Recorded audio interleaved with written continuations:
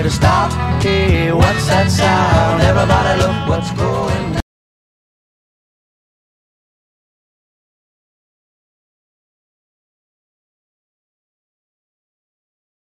The Obama administration did announce that they want these employees to be freely roaming around, or probably might not be in the backlog. They never indicated at any point of time.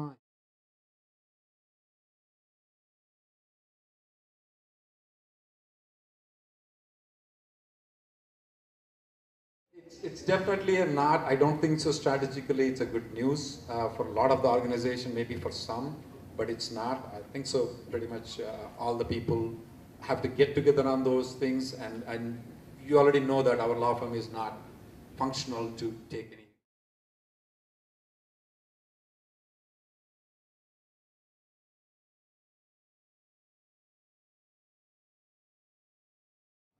Illegal. You have to understand that once an employment authorization is given, it is tough to take it back. And that's what exactly happened before, where they have given the employment authorization to the undocumented kids. These kids went and they spoke in the churches. The result of it is that Democrats win with 5 million votes. Okay. Legacy is gone. I'm sorry? You miss the legacy if you don't do.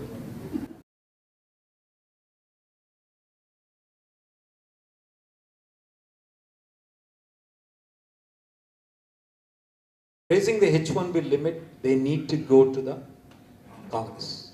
So that's dead. So the only way they are trying to do by extending it, by giving 24 months on top of the 12 months of the STEM extension, is bypassing the Congress. That's it. Any other questions, guys? Well, I'll be here for questions and we'll meet tomorrow.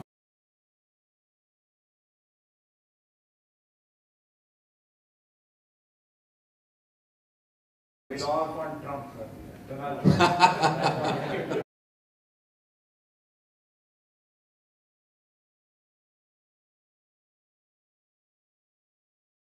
You again, it's will be current next month.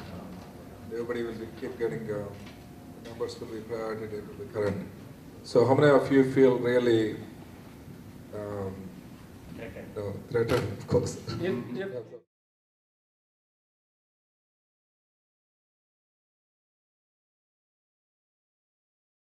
So we have two cases to file, right? One is H-1B amendment issues. Right now I am facing day to day. Consultant cannot report, so it's taking 10 to 2 weeks. H-1B amendment is available right now to go to work. Can't go to the work. You cannot go just because you don't have it. So the second one is this one. So this one is again, it's going to be fatal in terms of for the industry. So the people will be moving. AC-21 anybody can file, and in 6 months he's gone.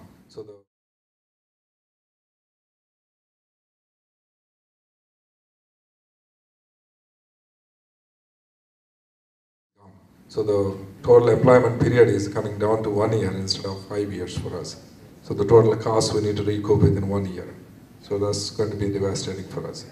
Our law firm is going to give the bullet points for the AC-21 or this new visa bulletin for you guys, what to speak, what not to speak. But I think so the first thing the organization should do for this is get the money, have the law firm, then we can always get the count.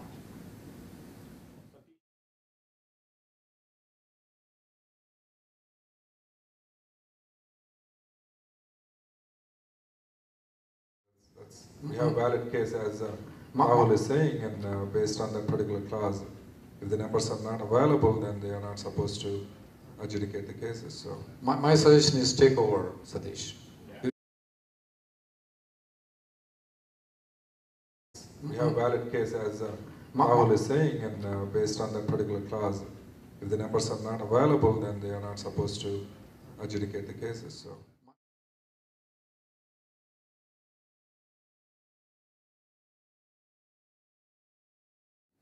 Satish, are you proposing about lobbying or No. Yeah, one thing we are on the amendment issue, the TechServe, we are working with the TechServe, and last week also we had a call with them.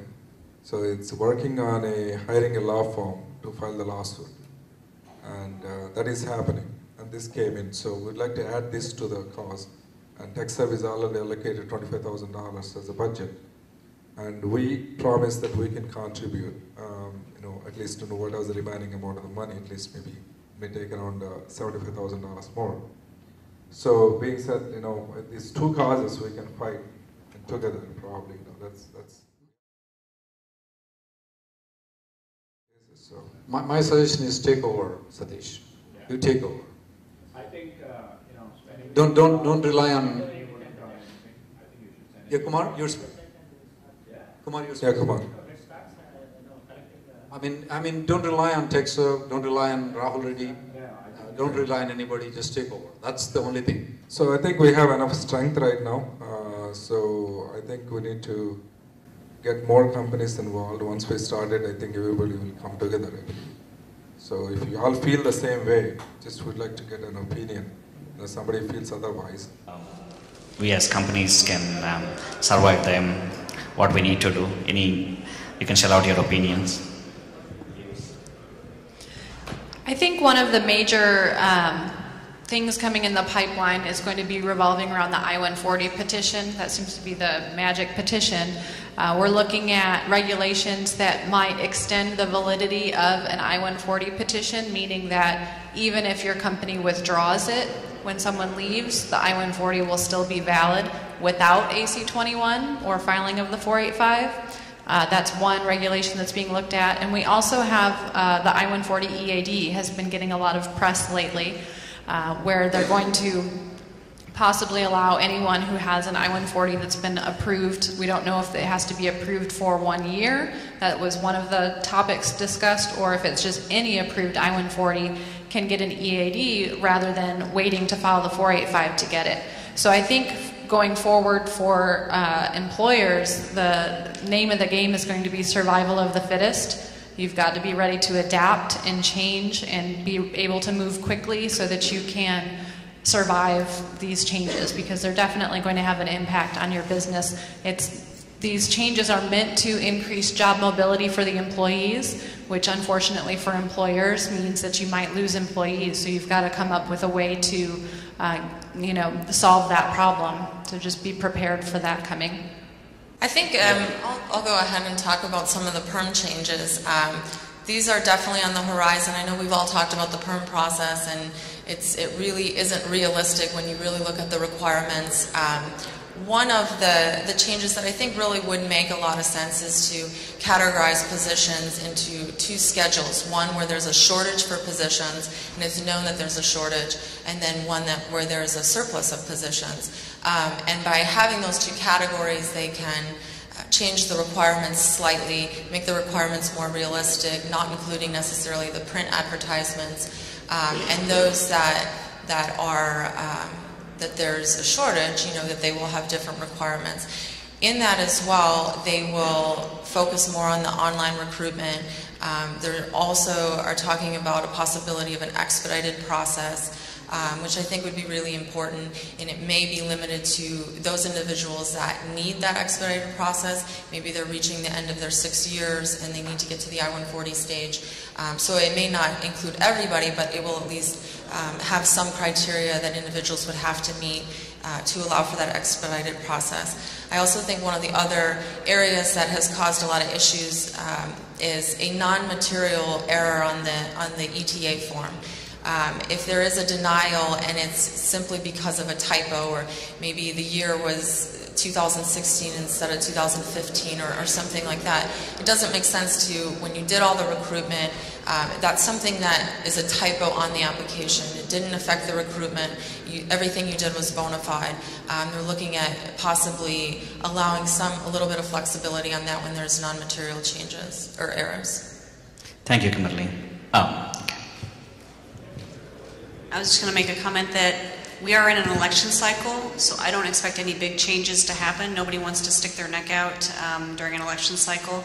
And one thing that we can't predict is what litigation is going to come up. But I think that's where we've had a lot of good and interesting changes on kind of both sides of the situation, is that people who are willing to step up and actually challenge things that are going on that are unfair, and push through things that we want are the ones who are probably going to be there for the litigation, and you can't really predict it, but I think, as Emily said, you really need to be willing to look at all your options and be adaptable, because that's kind of the name of the game. So are we going to survive?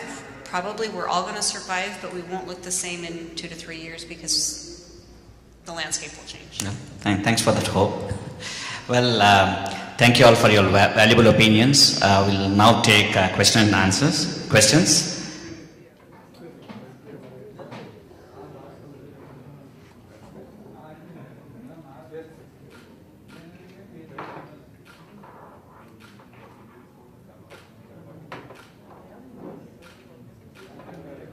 What it was